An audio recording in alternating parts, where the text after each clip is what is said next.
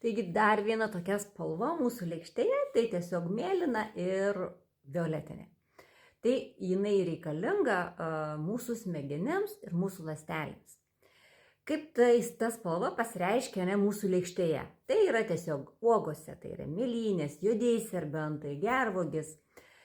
Šios spalvos uogos, tose uogose yra tokia maistinė medžiaga antocianinai, tiesiog labai stiprus antioksidantai, kurie padeda apsaugoti mūsų ląsteles nuo oksidacinio streso. O tai yra, kaip paprastai sakant, rudėjimas iš vidaus ir tai sukelia labai daug mūsų sveikatos sutrikimų.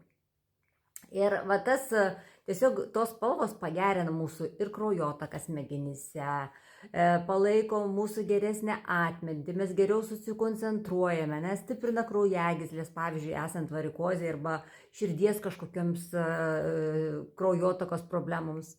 Be to, šios uogos taip pat padeda mūsų organizmui geriau susidoroti ir su kasdieniu stresu ir nuovargiu. Ir kaip buvau sakiusi, lygiai taip pat dar padeda sustiprinti, praplėsti mūsų kraujagyslės natūraliai be jokios pažaidos.